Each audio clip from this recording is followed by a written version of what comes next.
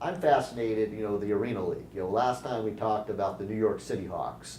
This time let's talk about, people don't even know what we're going to talk about here, but they should. I think we can educate them. The Houston Thunderbears. I think you were there like 2 years. Mm-hmm. The first year you actually were the Houston Thunderbears. You played some home games. Tell us about the second year, what was going on there, how you were the Road Warriors. Yeah. So yeah, the Houston Thunderbears, probably my favorite stop in my arena career, mainly because the group of guys that we had, the coaching staff, Steve Tunn, Gary Gussman, great guys, and I got there in 99. And what happened was I was released from the City Hawks after the 98. No, let's go back. The mind's going, Brian. That's okay, right. 2000 is when I got to Houston. Yeah. Released from the New England Seawolves after the 99 season, who was still owned by Madison Square Garden. Right. Same team, but we moved from New York to Connecticut. Right. And that was when we were going through a lot of the formation of the Players Association, and the class action lawsuit had begun. And it was really an interesting, exciting time for arena football, where the players really collectively came together for the benefit of the association and conditions and wages and benefits. It was really a good time to be part of it. So I signed with the Nashville Cats in the off season going into the 2000 season, and I was out there for all of preseason, or a good portion of the preseason, played in a couple of preseason games. That team was loaded, and they ended up winning the Arena Football Championship that year. And I knew it, being in preseason. You could see my position, and I see the guys that are getting most of the reps, and I said, this is probably not going to work out for me here, because I don't feel a void here. They're pretty well stocked up. So we had a preseason game in Houston, and one of the best things about arena football is the social aspect of it. So unlike the NFL, where they hop on a plane the day of the game, right after the game, usually they go from the locker room to the plane. Well, we always spent the night in the city that we played in. So it was very conducive to a young man trying to gain some social experience in a different city. We'll just say that. So we were, and also most teams had a post-game party spot. It was a sponsor of the team. And so after the games, players, cheerleaders, fans would go, autograph sessions, and the opposing team usually would go there as well. So Houston, they picked this really awful place called Hooters, which was just a terrible place to have to go after a game. So we were all at Hooters, and I was talking to Steve Tunn, the head coach for Houston. And remember, this is when I was still with Nashville. And the year before, when I was in New England, I had a really good game against Houston when they came to play us in Connecticut. I think I scored 2 or 3 touchdowns, and so it was, looking back, that was very fortuitous that I had that game on that night, because Steve Tunn approached me at Hooters and asked me how things were going in Nashville, and I said, great, it's a good city and good team, good coaches. I really enjoyed Nashville, but I knew I wasn't going to get the playing time there, because, as I said, they were just their roster was loaded. So Coach Tunn said, well, you'd play for us right now. So I said, well, call Pat. Pat was the head coach for Nashville, and I knew he wouldn't, have too much resistance to letting me go, because he really didn't need me. I was just going to be pretty much stockpiled. So that was it. That was my trade, basically, from Nashville to Houston. And I was in Houston, I think that very next Tuesday or Wednesday. I had one practice, and I started the game on Saturday, and I scored a touchdown the first play I was in Houston. So it was kind of fateful. That was a week or so of my life, but it all played out so perfectly. And so the first year in Houston, we had a good season. I had a personal best in all categories, so I was really happy Again, great group of guys, great coaching staff, but I guess this follows me around. The higher ups, there was financial issues and instability with our ownership, who actually also owned the Houston Rockets and the Houston Comets, the WNBA team. So it's not that he was hurting for cash, it's just that he, I think, had grown weary of probably, the tax drain of an arena football franchise. So he was trying to unload us, and there were several different buyers. For a while we thought we were going to go to Minnesota. Then we were told there was a buying group from San Antonio. We didn't know what was going to happen. And then the league had the idea that they were going to acquire us themselves and basically use us as a test tube team for these local cities. Trying to determine locations for the planned Arena 2 league, which wasn't in existence yet. So we spent, I think, 15 weeks. It was a 15-week season. We were on the road every single week. Right. And they dubbed us the Road Bears, right. I think. Yeah. So, yeah, we took a lot of pride in it as far as the players, because we were going through so much and under difficult conditions. Kind of brought us even closer together, but it made the weeks very short. Yeah. We'd travel Thursday, Friday, Saturday, come home Sunday or Monday, practice Monday, Tuesday, and then we're back on the road. And, I was a single young guy. I was 23, 24. So for me, it was great. Yeah. To me, I just more cities to go visit, more cities to go have fun in. And the football, I don't care if we're playing home, away, I just wanted to play football. And so it didn't really bother me. Some of the married guys with families, it was tougher on them because that's just a lot of, uprooting on a weekly basis for a long season. Right. I just thought of something. I'll let you get back to your story, but around town, you're like, I don't know if they have Safeways or wherever you're going to the park. Does somebody ever come up to you? Oh, you play for Houston. When can we watch you play? Yeah. And you say, we're on the road. Did that ever happen, or?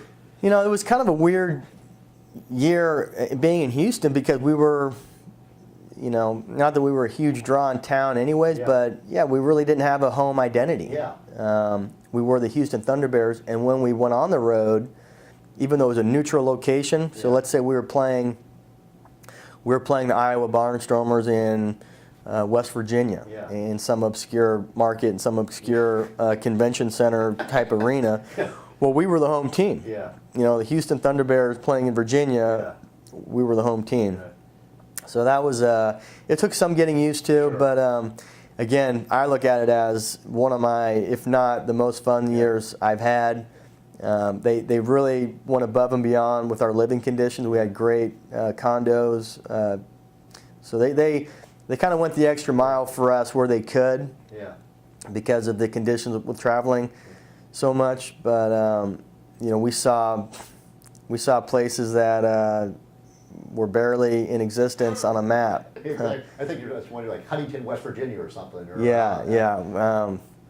We went to a small town in Wisconsin, Bakersfield, which obviously is not that small, but it's kind of obscure. They ended up putting a couple of Arena 2 teams in some of these cities. So they're, the Arena Football League's experiment worked off and made a lot of sense from that standpoint. That they were going to test out markets. Sure. And you could tell some of the cities that we'd go into, packed houses, people loved it, face paint, and those are the cities that the brass of Arena Football said, all right, this one will work. And then we went to other places where we'd have the laser show and the pyro show. It's all dark, and you don't know what to expect when you actually see the crowd. You're coming through the tunnel. And then when the lights go on and the fog, the smoke kind of clears from the pyro show, there's like 50 people in the stands. Right. So, they're probably like, all right, let's cross off Bismarck, North Dakota. That one's not going to work. It's not going to fly. Yeah. I just thought of something. The people that don't know arena football, they have the nets. Were they every place they were able to get the nets up? Did they get the field? Did they ever mess up the field? Yeah. Okay. Bakersfield actually was horrible. Okay. I mean, there was like speed bumps in the field, and it was a big issue. I recall we were in warm-ups, and guys were just getting tackled by the 5-yard line because there was bubbles in the carpet, that's extremely dangerous. I remember one place had a so the walls encompass the entire field, but in this one field, some places have an opening behind the end zones that lead to the tunnels. Staples Center is like that, but there's a bigger area in some of the bigger arenas. Well, this one place, I forget what it was. It may have been, yeah, it was definitely Bakersfield. I was getting ready for the kickoff, and I was lined up like this, ready to run down the field. And as I went to go down, my right foot, a piece of the turf separated. Right. And my right foot slid, and I thought I tore my groin. I mean, it was easily I could have pulled a groin, or so we were happy to get out off the field at some of those places, and some of those places didn't offer the same type of social experience than Yeah. other places. But some of them you'd be surprised. Some of the smaller towns were some of the most enjoyable nightlife experiences. Right. I don't want to get you in trouble with your wife. You weren't married at the time. I was not married at the time. But the point being, whatever these towns were, if you just told them you're an Arena Football League player, that worked with some of that impressed some of the women, or. Oh, it's funny. My wife just got back from a tennis tournament with her friends in Palm Springs. Right. And she doesn't know anything about tennis, but she said she was amazed at the bar scene, that there was girls just basically waiting to be picked up by these tennis players. Right. And she was shocked. She said, tennis? I mean, I said, there's groupies for everything. Right. And people may not believe it, but there were groupies in the Arena League. They were in every city. So I just think, especially on a smaller scale, it's fun for communities to rally around. Yeah. It's a professional team. It's a professional team. In the Arena League, what they always did, they always understood the niche, kind of the niche feeling that the Arena football could provide, made it very family friendly. Didn't cost a fraction of what it cost you to go to a Major League Baseball or NFL game, especially NBA. So yeah, the talent is not the best in the world, but talent's pretty good. Yeah. The field is smaller, so fans have a better experience. After the game, we're out there for an hour sometimes signing autographs, signing hats, posters, and little kids, they really don't care. They think it's pretty neat for some guy in big shoulder pads to sign anything that they have. And Arena players, I think we were so deeply appreciative that we were playing football, and the fact that there was people in the stands, people actually wanted us to sign something that hey, we're getting paid to do this. We wanted to give back a little bit more, probably more so than the next level, where the money is just. It's so ridiculously, we can't understand that. The average person can't wrap their head around what it is to have, $5 million a year. The fact is, Arena football players are making, we're making at the time good money, on average compared to the average person, but nowhere near what an NFL player was making. So the gap between Damon Bowers playing for the Houston Thunderbears and one of the local fans, it was much less wide. Absolutely. I got to know our fans. One fan started a fan club for me in Connecticut called the Bam Bam Club. That was my nickname. And boy, they were sitting up there. They had posters. They put hats together, and we actually socialized outside. We'd go to lunch, go to dinner, and so it was cool. It was just it was a very close-knit organization from the team, the connection with the fans, and I think Arena Football did a good job while they were growing to understand this is our market, the family market. Let's make it a family enjoyable experience. Let's have good shows in between plays, good music, concerts. Let's really reach out and try to. The football product is good. The football was a separate, almost separate as far as the marketing, because they knew the football was good, but they wanted to make sure that it was an event that a dad could take his whole family to, not break his bank on a Friday night. They'd have a great time, and to boot, maybe meet some of the players afterwards. Right. It was a lot of fun. I miss those post-game interactions with the fans. Right. I just thought of something. We got to find the Bam Bam Club and let them know about this interview. That's tough. Yeah. Well, I probably Because I've got some of the old stuff. They had a little placard of the club made for me, and I could probably find them out. Okay, fair enough. And I'm trying to think. Let's take a break here, we'll regroup, and we'll come back and do more. Okay. Yeah, perfect.